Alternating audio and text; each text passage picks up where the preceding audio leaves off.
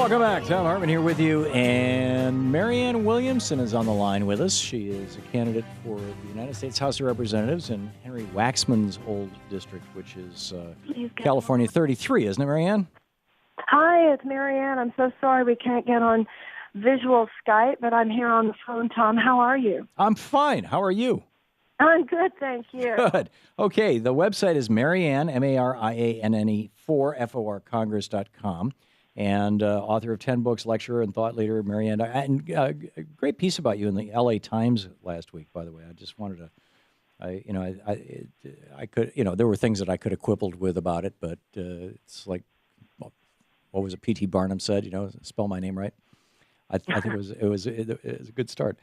So what, as you're traveling around the 33rd District of California, which is in the Los Angeles area, and running for this seat that Henry Waxman is vacating, what are you hearing from the people? What are you hearing from what are the things that people are asking you at the town meetings and talks that you're giving and that kind of thing? Well, to me, it's less the questions I'm being asked and more the things that I know are being heard. That people are more than ready to engage in a conversation that questions the status quo. People are ready, certainly in this district, and I personally believe around the country, to realize that asking the political status quo to solve our deepest problems is ridiculous, because the status quo is the deeper problem. The political status quo is what has brought us to this place. So the people of District 33 are not just lining up to toe the line with what the sort of political elite around here say is going to happen now. That's how it was presented to the people of this district after Henry Waxman's retirement was announced. It was kind of like we were told. It was like the party would decide who we would have now. Right. And people just aren't interested. People aren't even angry. People just aren't interested anymore. People are open to new conversations, and an independent conversation such as mine. People know that I'm a Democrat. I've been a Democrat all my life, but that my allegiance is to my country more than to a political party. There are a lot of independents in this district. It's a trend in this country now. People are interested in hearing a candidate talk about what's really going down here, and that is that we are a legalized system of bribery and corruption. People nod their head. You ask me, what are people asking? They nod their head when you say we're a legalized system of bribery and corruption. People nod their head. You say, as long as multinational corporations have their own economic short-term gain taking precedence over the will of the American people, then, our democracy is being dismantled. People nod their heads. You talk about, let's not kid ourselves that we're going to adequately deal with climate change as long as the fossil fuel companies are dominating policies. Don't think we're going to adequately deal with GMOs or pesticides or herbicides as long as chemical companies and big biotech agricultural companies are dominating our policies. Don't think we're going to have universal health insurance as long as health insurance companies and pharmaceuticals are dominating our policies. People nod their head. People say, where can I sign up? You talk to people about a constitutional amendment to outlaw the undue influence of money on our politics. People nod their head. You point out to people, why are we accepting incremental changes? In what area of your life do you ask for incremental changes rather than the whole enchilada? The whole enchilada is yours. This democracy was given to us. Why is it always such a fight? And that's what the excitement of this campaign is. Tom, people get it. People are, the political elite, the political status quo in this country really underestimates the American people. They don't seem to be getting the rumbling that's going on in this country. Americans are sometimes late to get it. But when we wake up, man, you're talking about a force on your hands. And that's what I feel this campaign is tapping into. That's why we are acknowledged by even the mainstream media now as a top-tier candidacy. That's why there's a lot of buzz here and a lot of energy, Tom, because this message, this is bigger than just one person's campaign. This is something that you and I and so many people, obviously Bernie Sanders and Alan Grayson and Pete Ellison and Dennis Kucinich and Lawrence Lessig and Robert Reich. I mean, and David Korten. I mean, so many people have been contributing to this conversation, really this Paul Revere energy. It's not the British are coming; it's the multinationals have come, and the billionaires. And we're democratizing the United States. I'm not a radical person. You've known me for a long time. I'm not a radical person. You're not a radical person. American democracy is a radical idea. Yeah. And every generation has not only a right to it, but a responsibility to foster it and to protect it. And I think what I'm getting in this district and in this campaign, Tom, is just a lot of nodded heads and people signing up for how they can help.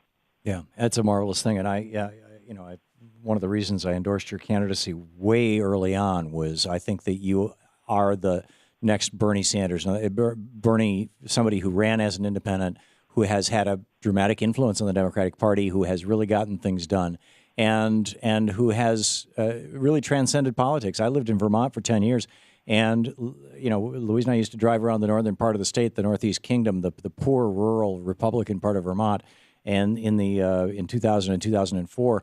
And see in people's front yards, where they're literally, they're living on $7,000 a year, sharpening chainsaws for a living, or part-time taxidermy. And there's a sign out in front for George Bush and a sign out in front for Bernie Sanders. They got it that Bernie tells the truth, and that's all they wanted to hear. It's just somebody who tells the truth. And then in the cities, of course, you'd see Al Gore and Bernie Sanders, and it's just like truth tellers, radical truth tellers.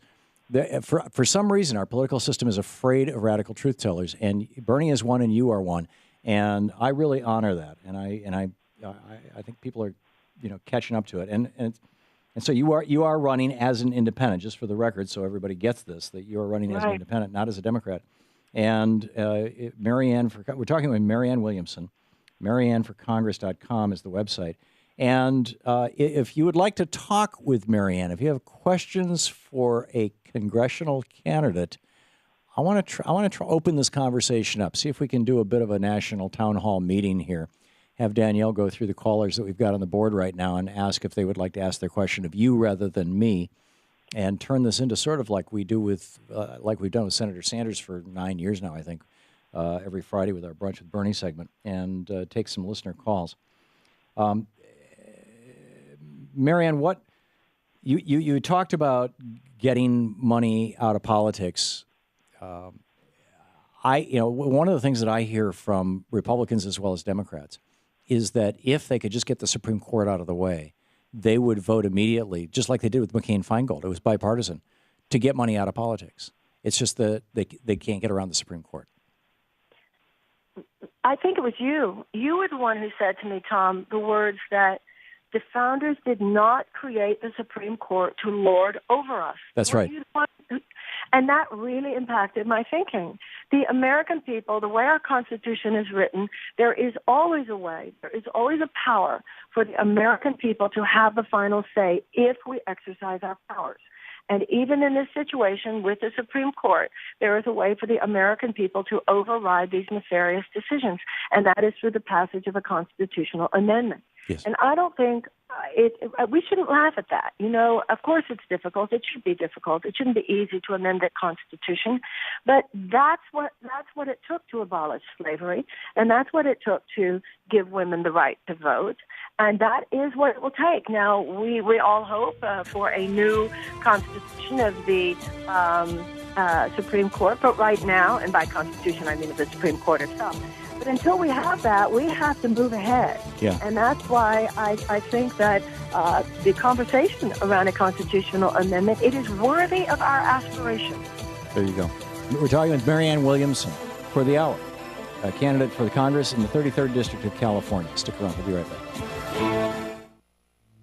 This is the Thom Hartmann Program. We'll be right back, 15 minutes past the hour.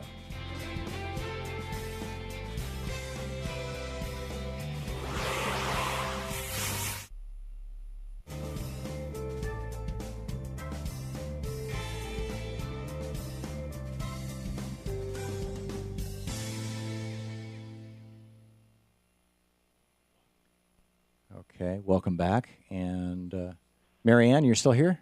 I am. Okay, I took you off the board because for a few minutes there in that first segment, for about a minute and a half, you faded out like it was a bad cell phone call. and I thought that we were going to try and get a landline, but apparently Yeah, not. I was hoping a landline too. I'm Okay. hoping for that. He's calling in from the landline right now. Oh, he is right now. Okay. Yeah. Yeah, okay, but we've got you on the line, so for this segment, let's just take a phone call here.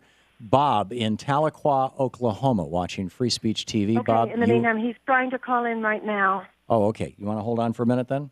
Sure. Okay. Bob, hold on, Bob. And I'm going to put Marianne on hold, too.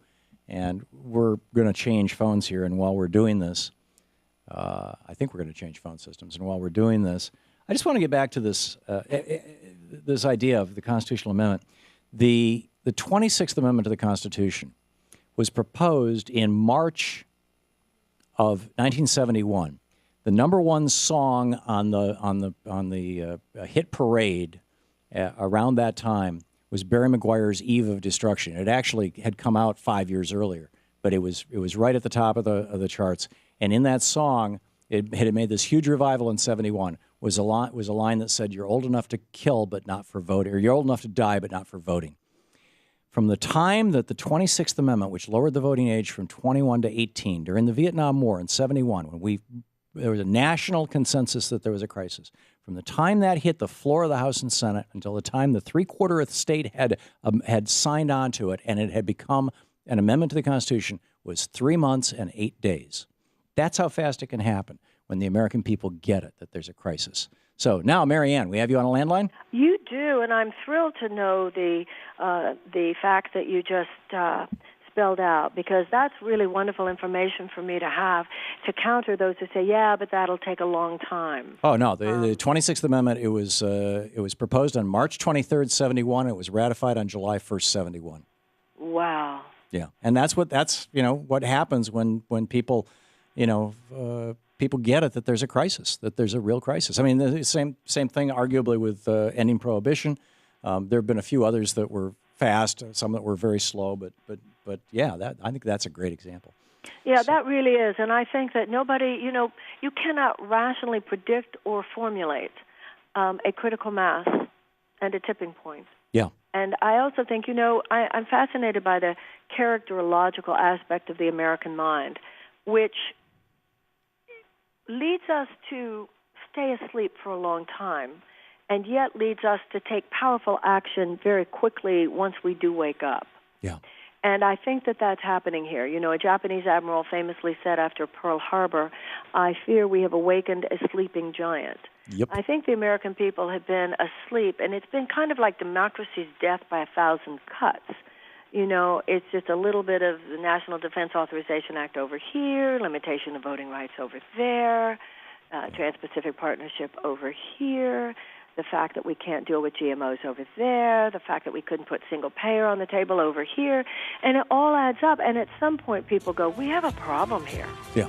We have a pattern here. Yeah, there's a cancer at the core of our democracy, and it's money. We will be right back with Marianne Williamson, candidate for the United States House of Representatives from the 33rd District of California, author of 10 books, lecturer and thought leader, MarianneForCongress.com, her website. Stick around.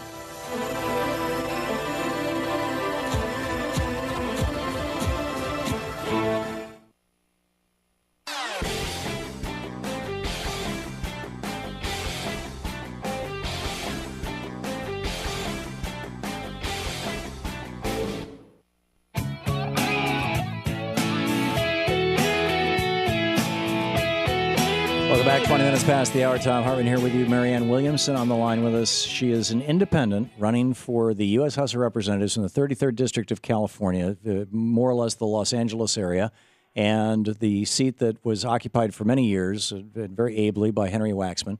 And he is retiring, and this is going to be a really, really interesting race. And Marianne Williamson is one of the real, true. I've known, and just, I'll put this out there. I've known you for at least a decade and a half.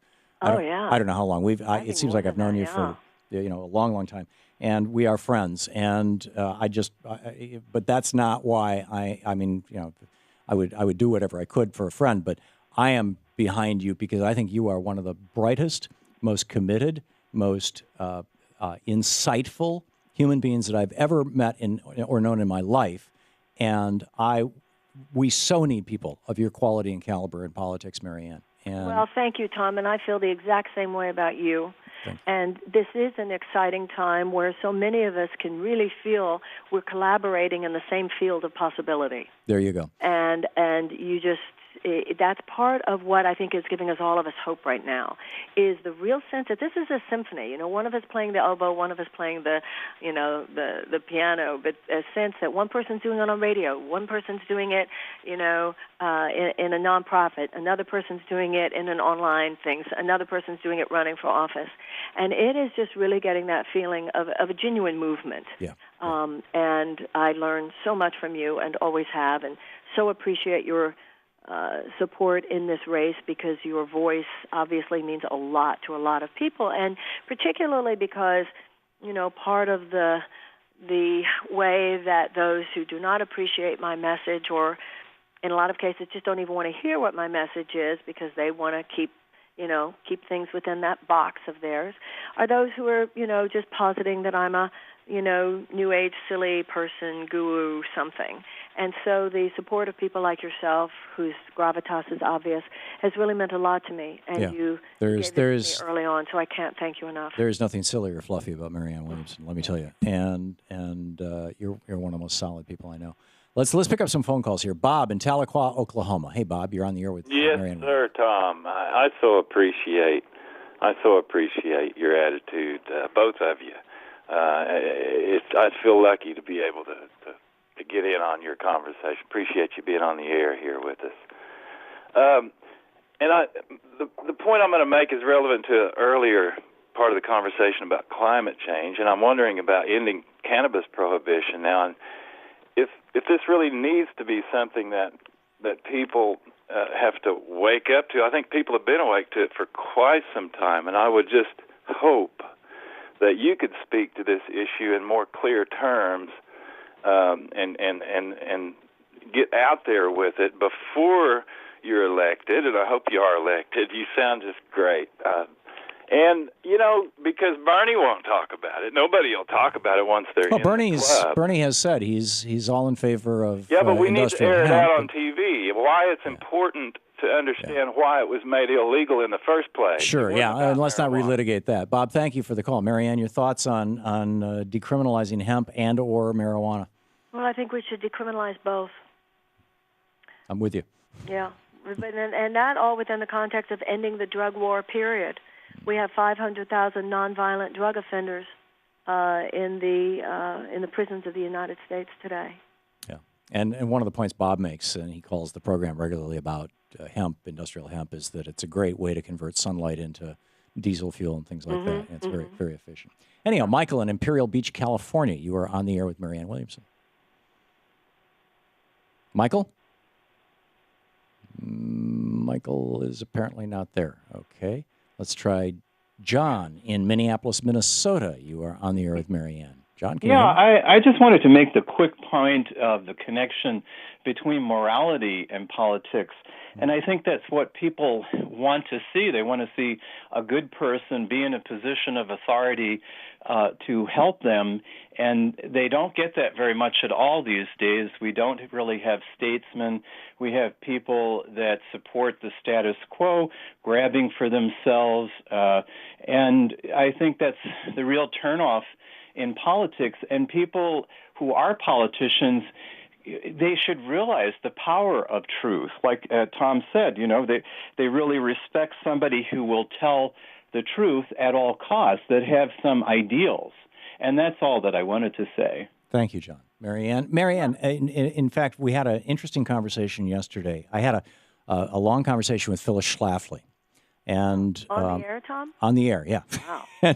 and we were talking about the Supreme Court, actually, and how Abraham Lincoln defied the Supreme Court, how he said that Article 3, Section 2 does not give the Supreme Court the power to change laws for everybody. He said when Dred Scott was passed, that's tough luck for poor Mr. Scott, but it doesn't apply to everybody else, and I'm not going to enforce it. And he issued the Emancipation Proclamation and openly defied the Supreme Court.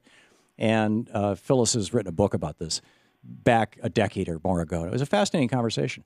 But what it came to was she was all about a completely different set of issues than me. You know, she wants to have abortion be criminalized. I think it should be decriminalized, you know, those kind of things, right? But what we were doing was separating issues from principles. And on the principles of how this country should work and how the Constitution works, there was an agreement, even though the issues was a disagreement. In the minute we have left, your thoughts on that in general? Well, traditionally, conservatives have emphasized issues of private morality, and liberals have emphasized issues of public morality. Mm-hmm. And over the last few decades, for reasons that I've never been able to figure out, the left has become so over-secularized it's afraid of the M word. And so to me, moral issues do belong in politics. To me, economic justice is a moral issue. Mm-hmm. To me, preemptive war is a moral issue. The fact that we have the highest mass incarceration rate in the world is a moral issue. The fact that we have, among all advanced nations, the second highest child poverty rate is a moral issue. And your caller was absolutely correct. People are particularly afraid to discuss these public issues in moral terms, and I think many Americans are hungry for it. Yeah, I agree with you. Hold on just a second. We'll continue the conversation. You're listening to the Thom Hartmann Program. Call 866-987-THOM. Welcome back. 28 minutes before the hour. Thom Hartmann here with you, and Marianne Williamson is on the line with us. We're doing a national town hall meeting. I don't have a onomatopoeia for, we have brunch with Bernie. What would it be? Marzipan with Marianne? Mingling with Marianne? Marzipan with Marianne. Very funny. I like marzipan. Okay. Marianne, welcome back. And thank you so much. So glad to have you with us. We're taking calls. Marianne Williamson, of course, is running for Congress for Henry Waxman's old his old seat. He's retiring. A good guy, distinguished legislator, quite a legacy, and a great seat for an independent candidate like Marianne Williamson to be in. And so anyway, that's what's going on. MarianneForCongress.com is the website. Be sure to check it out. And Michael in Imperial Beach, California, you are on the air with Marianne. How you doing, Mr. Hartman and Ms. Williamson? Ms. Williamson, Tom talked about in his first hour about these hedge fund managers making $2.1 billion in 1 year. As a fellow independent, if you are elected, is there any way to stop a single person from making $2.1 billion a year without rolling back the Reagan tax cuts? Thank you. No, I don't think No, we should not be giving those tax cuts. Billionaires should not have their taxes cut. We should not be placing the U.S. government. The U.S. government should not be a cash cow for multi-billion-dollar empires and multinational corporate entities.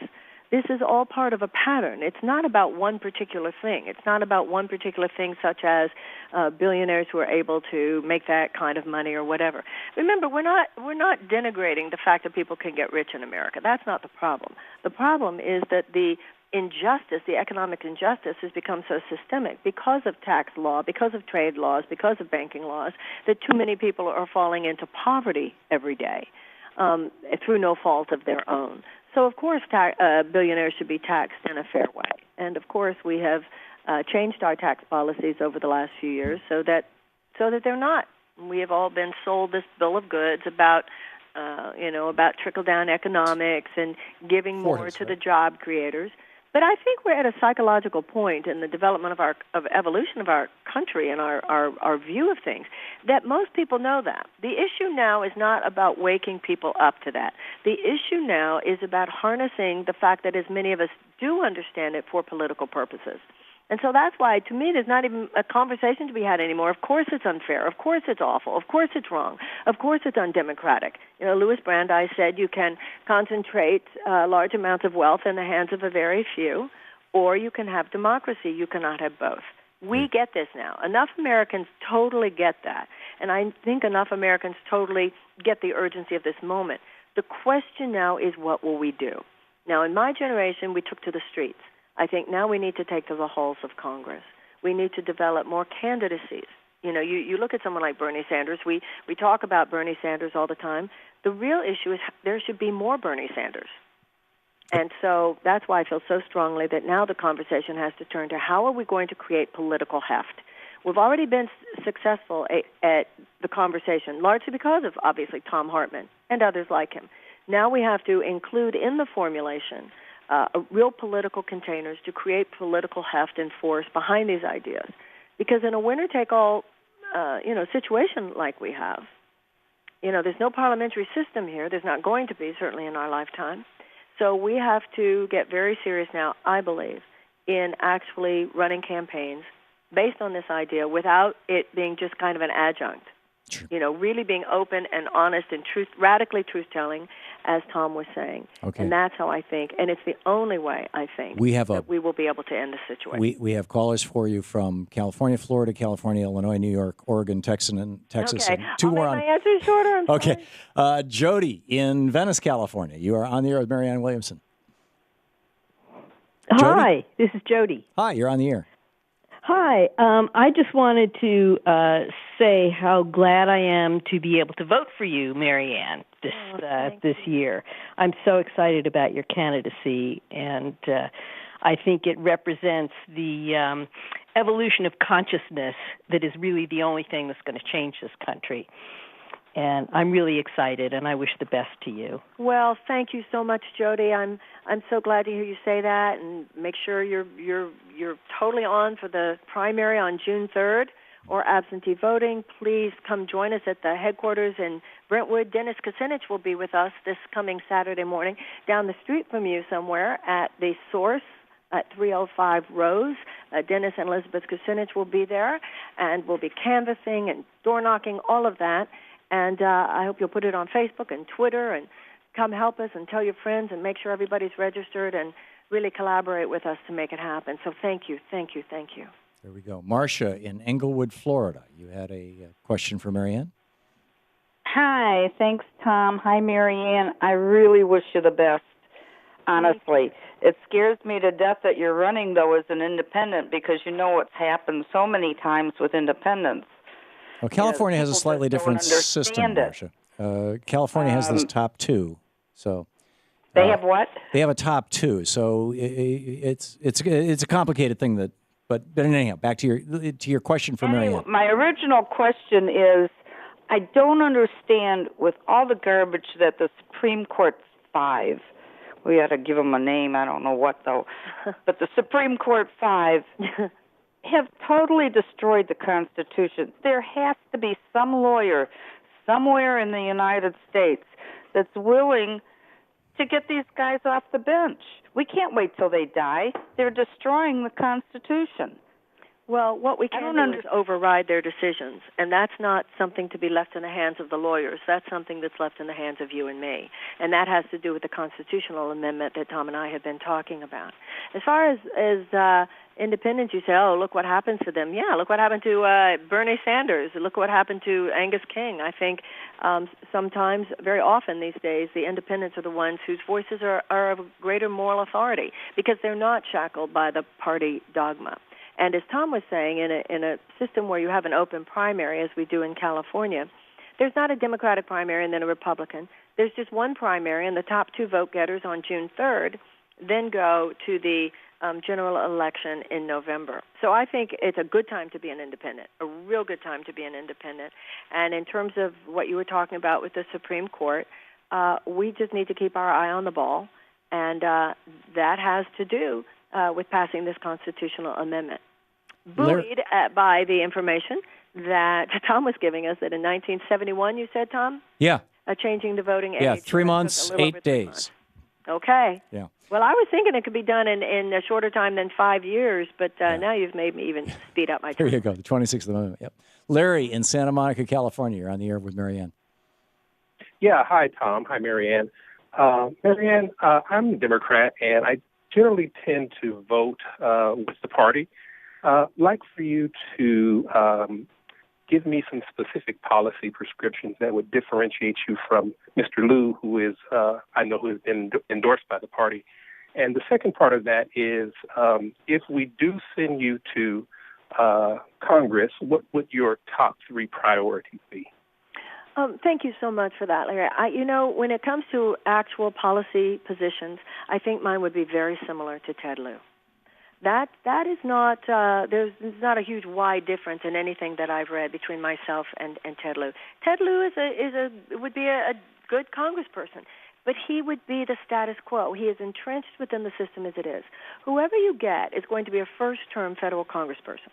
So all of us will have to learn those particular ropes. The fact you've been a state legislator doesn't mean you know everything you need to know about being a federal legislator. But I believe, and he's a lovely man. Everybody I've met running in this for this office is a lovely man. But everybody else's conversation is basically a form of perpetuating the political status quo. My conversation is about disrupting the political status quo. I think we need a new conversation. I'm not just about going there and fighting. I mean, somebody says they're going to go fight for you. They're going to fight the oil companies, really, while the Republicans are in power. Really, good luck with that. It's about making a stand, not just taking on a fight, but making a stand with a kind of motivation and a kind of inspiration that I believe is a unique qualification that I bring, including my capacity as someone who has a national audience that, if given the additional platform of U.S. Congressperson, will enable me to help popularize these ideas even more around the country. Because what we need is 18 people speaking like this. And with all due respect, Mr. Lieu does not bring that. I bring that. And I've worked very up close and personal with people whose lives were in crisis for 30 years. And I feel I have an additional skill set having to do with what it really takes to transform crisis into opportunity. And it's not just external fixes. It's a deeper inquiry. So what Mr. Lieu would do, and any of the other candidates, they would work on the effects, but I would name the cause. They would work on the symptoms, but I feel we need to name the disease.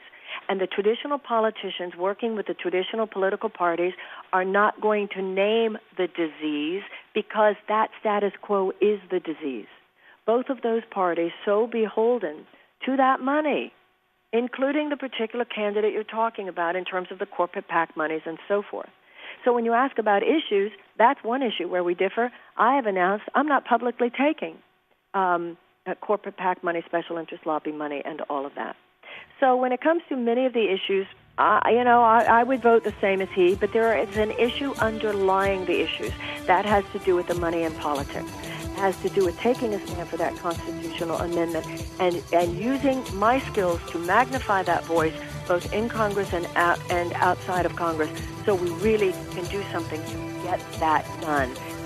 I feel I bring a passion and a robustness to that particular issue. Marianne Williamson, we'll be right back. You're listening to the Thom Hartmann Program. Visit ThomHartmann.com for audio and video archives. Marianne Williamson running for Congress in the 33rd District of California. MarianneForCongress.com. An opportunity to talk with an independent candidate.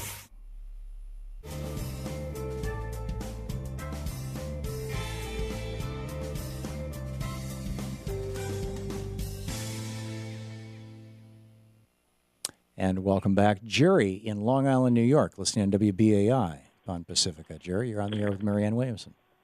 Yeah, thank you very much. It's a pleasure to be speaking with you, Marianne Williamson. And talking about upsetting the status quo, as you just were, my question has to do with the feasibility of us getting a single-payer Medicare for all type healthcare system in this country.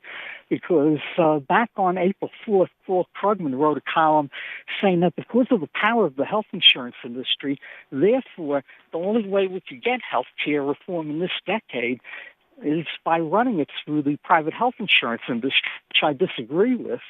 And before I ask you how you feel about it, I would point out that although few people know this, and although it's probably unlikely that you could get Congress to extend Medicare to all Americans overnight, still nonetheless, I think you could do it incrementally, and you could do it gradually over time by lowering the age of eligibility for Medicare more and more periodically, starting first with a drop in the eligibility age to 55. And the thing I don't think many people know is that back in December of 2009, as an amendment to Obamacare, there was going to be a amendment that would have lowered the age of Medicare to 55, but it only got 59 votes instead of 60, and therefore it failed to have enough votes to overcome a Republican filibuster of the measure. Jerry, let's toss this to Marianne and get her thoughts on it. Thank you for the call. Marianne? Hi, am I? I think I'm on Skype and talking to you. Is that right? I'm not seeing the Skype. You're not seeing the Skype. Oh, it just connected. Well, if we can make it work, we will make it work. But, okay, whatever. Well, we're doing fine. Stay on the phone. But I'm on your camera anyway. Yeah, stay on the phone. But keep talking into the telephone. So Okay. you heard Jerry's question? Could we say we're going to move everybody over to Medicare, drop every year, drop the eligibility age by 10 years so that there's time for the bureaucracy to catch up and eventually have a single payer system? Do you think? Well, Medicare for all. I'm open to any proposal that has to do with how we can get to universal. And using Medicare as a way to do it, just Medicare for all, certainly seems to me like a proposal very well worth looking at. As long as we have the national intention to make it universal, I'm open to a variety of ways that could possibly happen. Making it Medicare for all, making it lowering the age is certainly one way it could happen, and that to me is a worthy way. So I'd certainly be willing to take the stand for that if that was the way we could make it happen. Yeah. In fact, I think Dennis proposed that some years ago. He called it Medicare Part E, and I borrowed it's a system that works, so why not? Yeah, I mean the whole system is there. We have just a minute before we hit the next break, and that's not really enough time to give a caller good benefit. One of the things that Bernie has pointed out is that one of the cool things about, and by the way, we have your picture now on TV. One of the things that Bernie has pointed out, or I mean your Skype, your video, is that Vermont is that one of the cool things about Obamacare is that it provides states with the opportunity to do single payer, and Vermont is doing that. And he thinks that we're going to go the Canada route, that like Saskatchewan was the first, and then everybody else said, hey, I want that. Mm-hmm. And that Vermont's going to be the first, and then everybody's going to say, I want that. Your thoughts on that? Well, I think sometimes we say the devil's in the details, and we get all involved in the details. Are we going to do it Medicare for all? Are we going to do single payer as the Canadians do, and so forth? To me, the devil's in the big picture. And so, like I said, I'm open. I'm open to a Canadian-style single payer. I'm open to Medicare for all. I think the main point is to get to the point where we realize that the American people want universal. We want universal coverage. And sometimes we leave out of the formula how important it is to get that national consensus. Once we get that national consensus, how we do it. Hang on.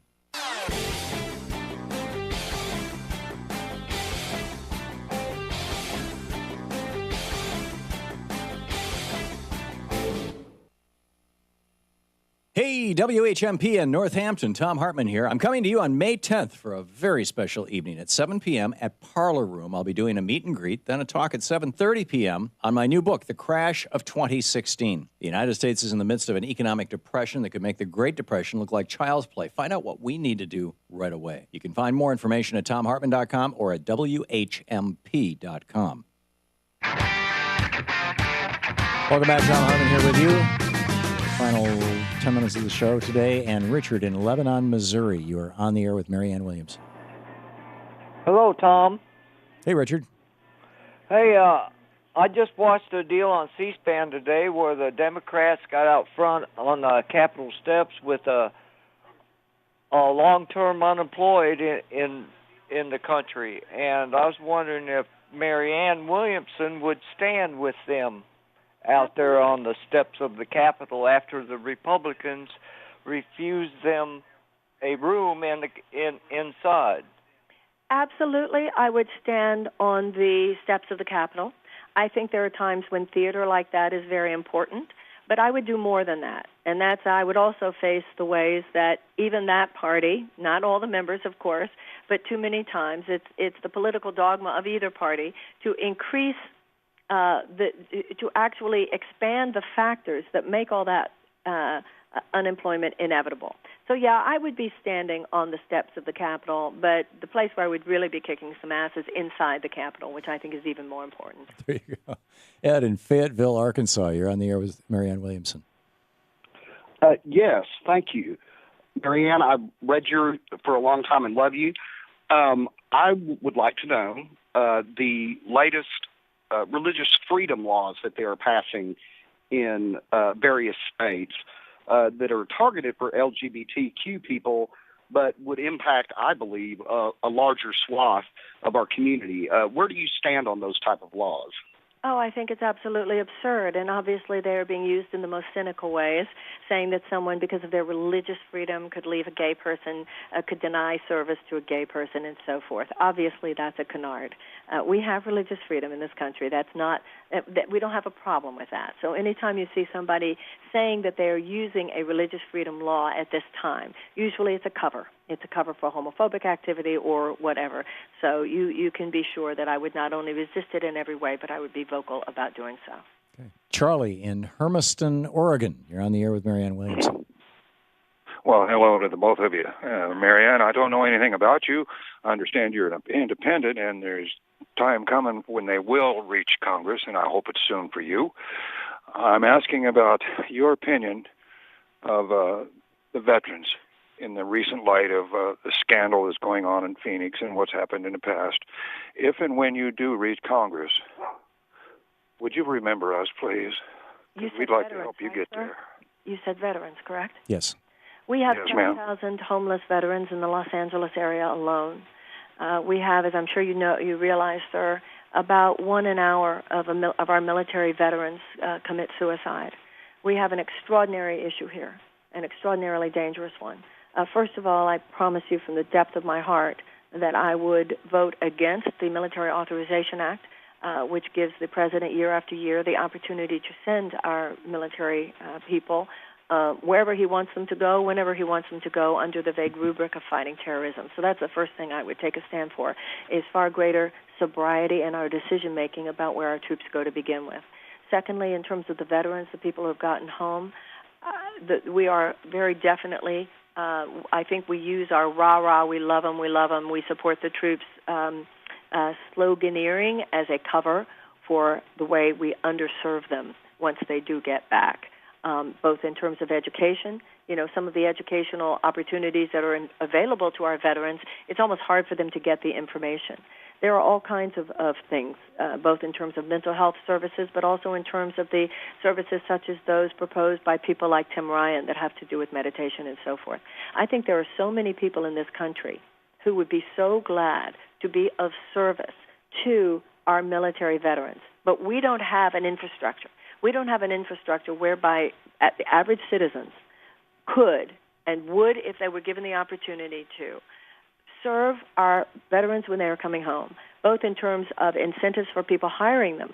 A lot of times, veterans don't want to have post-traumatic stress disorder on their resume, because then it would make it less likely. So I think that there's much more we could do to not only be of service to these people in terms of the damage to their souls and to their bodies that they are dealing with, but also in terms of paving the way for them to have a greater opportunity to actually move back into life in a way that is robust, that is abundant, that is creative, and which gives them their due. And when that is our national intention, when that is what our Congress people stand for, as opposed to this silly support the troops business, then I think that we will be supporting the veterans in the way they deserve to be supported, including here in my district and the veterans buildings that we have. We have just 1 minute left, Marianne. Some of the questions that are still on the board, what do we do about the media? Do you support the Disclose Act?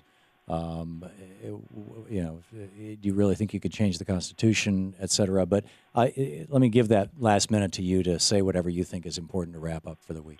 First of all, can you change the Constitution? What do you think amendments are?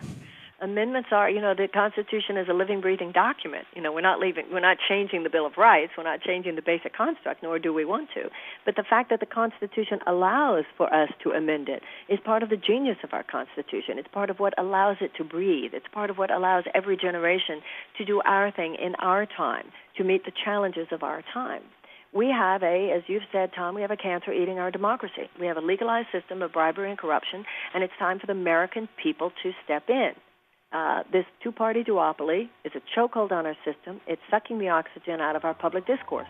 It's time for a people's movement, for people's intervention, for a people's pattern interruption. And I dedicate my campaign to that, and if elected, I will dedicate 2 years of my life, and I promise you I would slam it to the best of my ability. You absolutely will. Marianne Williamson, MarianneForCongress.com is the website. Thank you, Marianne. Thank you, Tom. Thank you. Great having you with us today.